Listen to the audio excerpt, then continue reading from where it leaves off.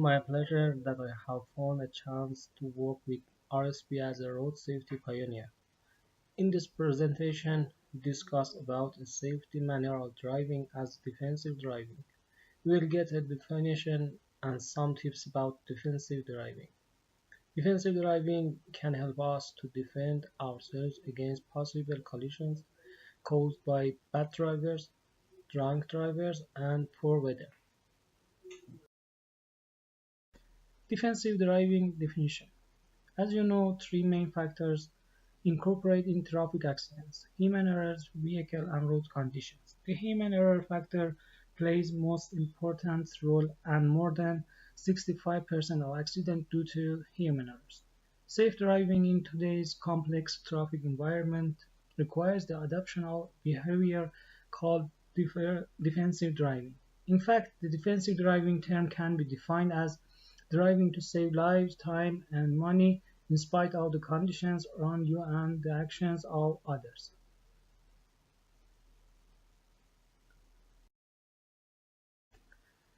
A defensive driver is someone who takes all reasonable precautions to prevent traffic accidents despite the actions of those around them.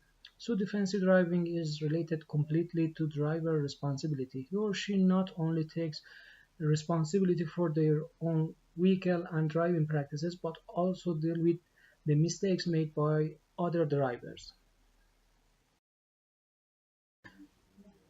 There are some principles in defensive driving that can discuss further. These are: know the law and the rules of the road. Know your vehicle and safety equipments. Always make sure you are in a physical and emotional state that allows you to drive safely. Always make sure your vehicle is in safe operation condition. Be aware of what's going on around you and your vehicle. Always control your temper no matter what's happened. Be prepared and willing to yield the right of way to other drivers. Control your speed.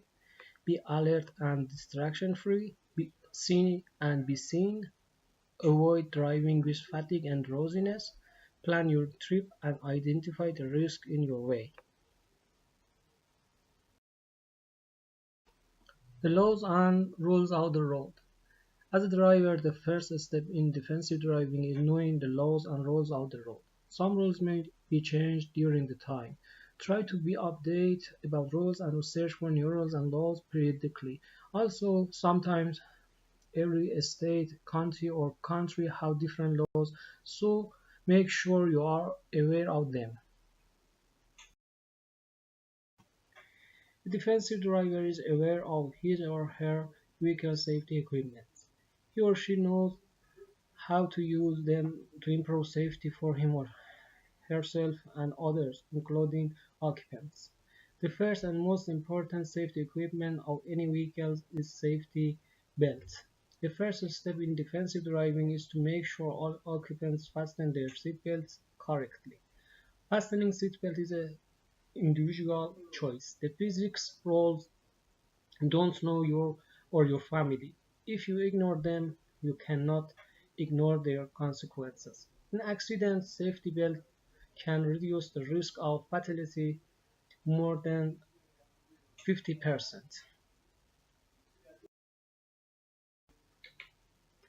Safety belts absorb the crash forces. With no seat belt to stop the driver with the car, the driver flies free until stopped suddenly by impact on the steering column, windshield, and etc. In fact, the speed of collision is equal to the speed of vehicle.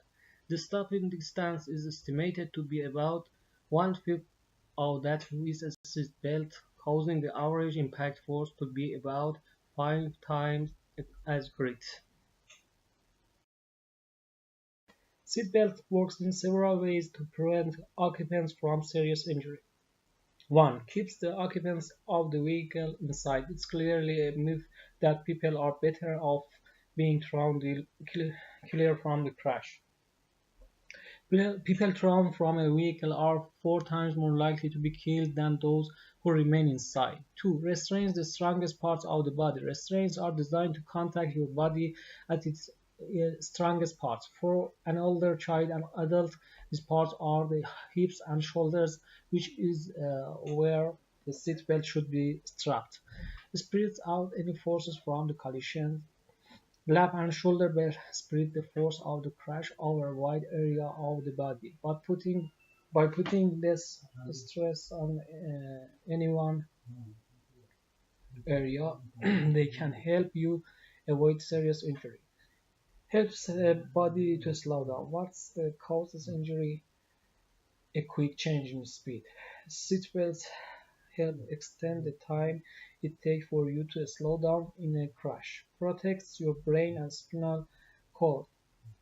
The seatbelt is designed to protect these two critical areas. Head injuries may be hard to see immediately, but they can be deadly. Likewise, spinal cord injuries can have serious consequences.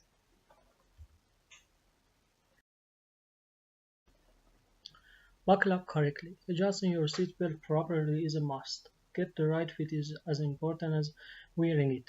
The strap that goes across your lap should fit snugly over your hips and upper thigh area.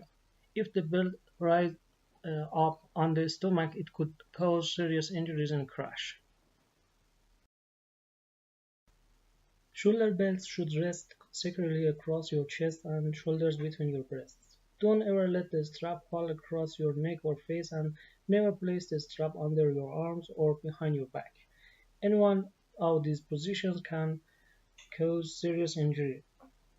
The National Safety Council reported a drop in traffic fatalities for 2008, indicating a record low since the 1920s when it began publishing statistical reports. One reason given for the decline is increased use of seatbelts. It takes only a few seconds to buckle up once you get in the car. Another important safety equipment are airbags. Airbags are essential in helping prevent injury and death, especially in frontal collisions. Frontal airbags usually don't deploy in rear-end collisions, side impacts, or rollovers. Side airbags deploy during side impacts and rollovers and provide buffers between the occupants and the vehicle structure. To be sure that you get maximum protection from your supplemental frontal airbag system during crash, it's essential to make sure that you do the following each time you get into your car. Airbags are not a replacement for seatbelts and are specifically designed to work with the seatbelt restraint system. Sit at least 25 centimeters away from the steering wheel airbag. Sitting closer puts you at risk of making contact with the airbag while it's inflating. Tilt the steering wheel toward your chest, not your head or neck. Front seat passengers should not put their feet or any objects on the dashboard. Anti-lock brakes. Anti-lock braking system or ABS use electronic control to stop your wheels from locking when you're jamming on the brakes. This helps you maintain steering control better, even on raw surface and wet pavement, and gives you the advantage of steering around obstacles during emergency braking. In braking situations where the wheels on a non-ABS equipped vehicle would lock up, ABS will generally provide a shorter control stopping distance. On some surfaces such as gravel or a skim of snow, ABS braking distance can be longer, but drivers retain the ABS advantage, steering control. The main benefit of ABS: you can steer around what you're heading towards, even while applying maximum brake force. Studies have shown that anti-lock brakes are very effective in winter, when roads are more likely to be wet or slippery. ABS tips: hold the brake pedal down firmly, don't pump it. Keep steering around the obstacle you want to avoid. even while applying full brakes. Don't accept the stopping distance to be shorter. Don't try to diagnose brake system problem by judging the feel of your brake pedal. If your dashboard ABS light stays on, get your vehicle serviced. Don't worry about your ABS failing during operation. Your vehicle will still have conventional braking ability. Stability control ESC. ESC can help you retain control of your vehicle during high-speed turns or on slippery roads. Along the lines of anti-lock braking system, ESC compares your intended direction, steering and braking to your vehicle's response related to lateral acceleration, rotation, and individual wheel speeds. ESC also controls all-speed traction control by sensing drive wheel slip under acceleration and then individually braking the slipping wheel or wheels, and or reducing excess engine power until control is regained. Control systems. Traction control, or TC, also known as ACR acceleration slip regulation, is designed to prevent loss of traction from the drive wheels when excessive throttle is applied by the driver, and the condition of the road surface is unable to cope with the torque applied. Daytime running lights. A daytime running light is an alternative lighting safety device on the front of a motor vehicle. DRLs automatically switch on when a vehicle is moving forward, typically emitting white, yellow, or amber light to increase the visibility of a vehicle during daylight conditions. Safety or daytime running lights are a low-cost method to reduce daytime crashes. They are especially effective in preventing daytime head-on and front-corner collisions by increasing vehicle visibility and making it easier to detect approaching vehicles from further away. Avoid aggressive driving. In contrast of defensive driving, aggressive driving is a factor of accidents. Aggressive driving is a factor in up to 56% of fatal crashes in the US. It's human nature. We always think it's the other driver that who is driving aggressively. But we may be guilty of aggressive driving ourselves without realizing it. All of us remember our role and responsibility is the safety of our roadway community. Are you an aggressive driver? You can test yourself if you are an aggressive driver. If the answers are yes to the following questions, you need to rethink about your behavior and try to change it. To maintain control of your emotions. You can reduce your aggressive driving behavior and prevent confrontations with other drivers by maintaining self-control. Here, how? Manage your internal stress level. Don't let it get the better of you. Think at least twice before you act on your frustrations. Let go of your aggression. Driving is not a competition. If you find yourself getting aggravated or choosing aggressive behaviors, stop and use 3 R's strategy for regaining self-control. 1. Reflect. Ask yourself, why am I getting angry? Is there really anything I can do to change the situation? 2. Reframe. Think about the situation. Ask yourself, what can I do that will help me maintain control? 3. Refocus. Think about something else, not the situation causing you stress or anger. The next discussion is the physical state of driver. Physical state may be permanent, resulted from a disability, or temporary due to drinking or drug.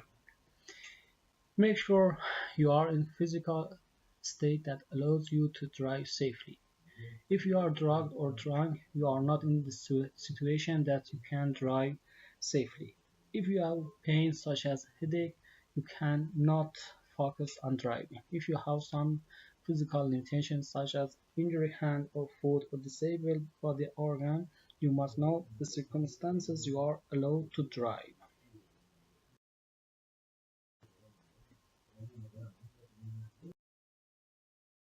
Your vehicle is in safe operation condition. Vehicle equipment and devices help the driver to avoid a collision. This category includes the vehicle's headlamps, reflectors, and other lights and signals, the vehicle's mirrors, the vehicle's brakes, steering, and suspension systems. Ergonomics and healthy habits. By using an ergonomically correct seat and developing good habits while driving, you can combat the stress and unhealthy condition it may pose. Adjust your seat and steering wheel in such a way that you can step on the pedals without having to move your lower back forward of the back of the seat. Keep the back of your seat tilted at 110 degrees from your legs to minimize pressure on your spinal disc. When going on long trips, tilt your seat a notch or two every 20 minutes. This effectively changes the direction of vibration on your body. Break your driving into sessions by taking at least 5 minutes of the break every hour. Take the opportunity to rest and stretch a little during each break. Avoid distracted driving. You can see more information about distracted driving in another presentation provided by Mr. Abdus, but here is a summary about it. Every day we use streets or roads as a driver, occupants, pedestrians, and etc. However, we don't know that driving is the most dangerous job that every day we do it. One of the most important reasons of crashes is distracted driving. Distracted driving means doing something while driving that takes your attention away from the act of driving, such as texting, talking on the phone, or using in-vehicle technologies.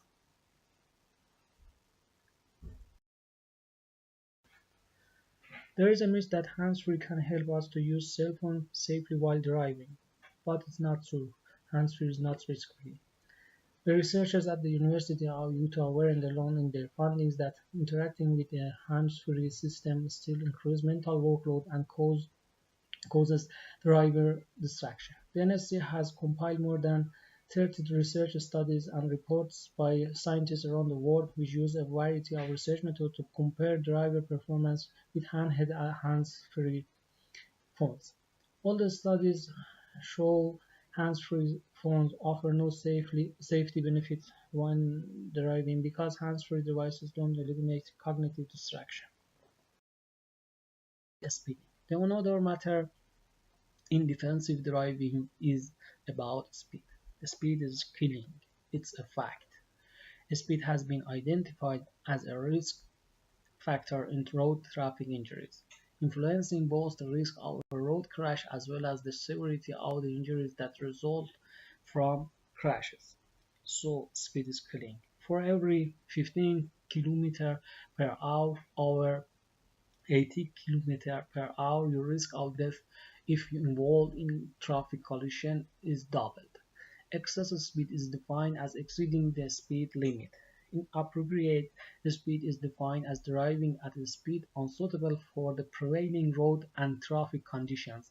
Excess and inappropriate speed are responsible for a high proportion of the mortality and morbidity that result from road crashes. In high-income countries, speed contributes to about 30% of deaths on the road, while in some low-income and middle-income countries, speed is estimated to be the main contributory factor in about half of all road crashes.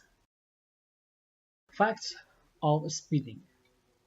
The higher the speed of a vehicle, the shorter time a driver has to stop and avoid a crash. A car traveling at 15 km per hour will typically require 13 meters in which to stop, while a car traveling at 40 km per hour will stop in less than 8.5 meters. An increase in average speed of 1 kilometer per hour typically results in a 3% higher risk of a crash involving injury, with a 4 to 5% increase of crashes that result in fatalities. For car occupants in crash with an impact speed of 80 km per hour, the likelihood of death is 20 times what it would have been at an impact speed of 30 km per hour. The relationship between speed and injury severity is particularly critical for vulnerable road users such as pedestrians and cyclists. For example, pedestrians have been shown to have a 90% chance of survival when struck by a car traveling at 30 km per hour or below, but less than 50% chance of surviving an impact at 45 km per hour. Pedestrians have almost no chance of surviving an impact at 80 km per hour. You can see the pedestrian fatality risk as a function of the impact speed of the car. Speeding and distracted driving. Distracted driving also magnifies the danger of speeding. The faster you are driving, the further your vehicle will travel while your attention is diverted. You can see how far will you travel while your eyes are off the road for 5 seconds. 5 seconds is equal to average time a driver's eyes are off the road while texting. Speed management. How can we manage our speed? The following say us. Drive in the far line, right lane, or in the lane where other vehicles are traveling at the same speed and within the speed limit. If a vehicle is tailgating you, slow down to encourage the vehicle to pass. Don't speed up. Choose your speed in consideration with the road and weather conditions. Always, the limited speed is not appropriate speed. And to be seen. That's the question. Some drivers think they can see others, so others also can see them, but it's not real. We need to do something to be seen. In inclement weather, nighttime tunnels and darkness, we must use the vehicle light to be seen in addition to seeing. Drivers' risk of being in fatal car crashes is 3 times greater at night than it is during the daytime. Depth perception, color recognition, and peripheral vision can diminish at night. Though many drivers recognize that their own visibility is compromised at night, few may consider other motorists' nighttime visibility is similarly affected. How drivers can see better at night and make themselves more visible to fellow motorists. Get enough sleep. The NSF advises drivers to get between 7 and 9 hours of sleep per night to avoid driving if they have been awake for 24 hours or more and to pull over for rest every 2 hours. Improve vehicle lighting. Compared to the standard incandescent lamps used by many of today's automotive manufacturers, LED lights are big, brighter and more visible to oncoming motorists. Get routine vision checkup. Vision checkups are necessary for all drivers, but especially so for aging motorists. Diminished vision that many drivers experience when driving at night increases with age. Avoid driving with fatigue and drowsiness. A person at different ages needs a specific sleep hour, which if sleeping is not provided, he or she has problems with the sleep disorder, insomnia, sleep attack, and etc.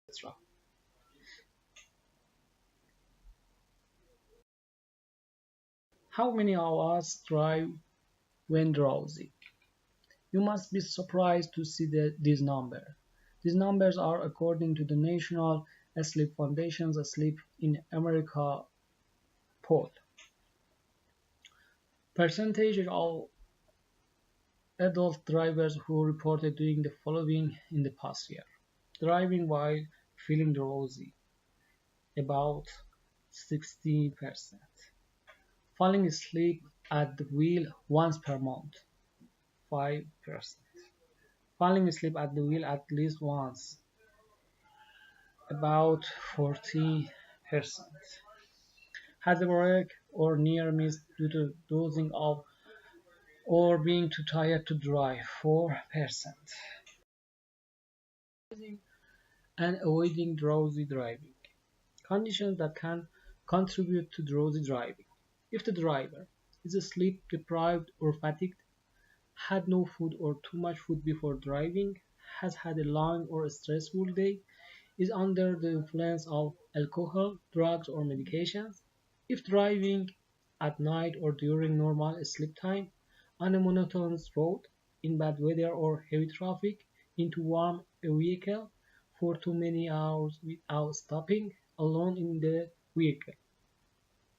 Warning signs that you are too tired to drive: watery or itchy eyes, difficulty focusing or keeping your eyes open, difficulty keeping your head up, inability to remember the last few miles driving, repeatedly jerking your vehicle back into the lane, repeated yawning, reduced field of view or tunnel vision, wandering, disjointed or confused thoughts, drifting out the lane or hitting a rumble strip, speeding up or slowing down often. How to avoid drowsy driving. Get a good night's sleep. Eat lightly and eat healthy food before driving. Be cautious about driving from 11 p.m. to 7 a.m. and between 2 and 4 p.m. Never drive while taking medications that may induce drowsiness. Never drink alcohol before your planned trip or drive. Use extra caution on long trips. Begin early in the day. Share driving with a companion. Stop every 100 miles or 2 hours to take a break and stretch your legs. What to do if you become drowsy while driving? Get off the road as soon as possible. Then, if another driver is with you, let the person drive. Get out and walk. Exercise and fresh air help fight fatigue. Take a short nap in a safe location or get a hotel room. Take another form of transportation.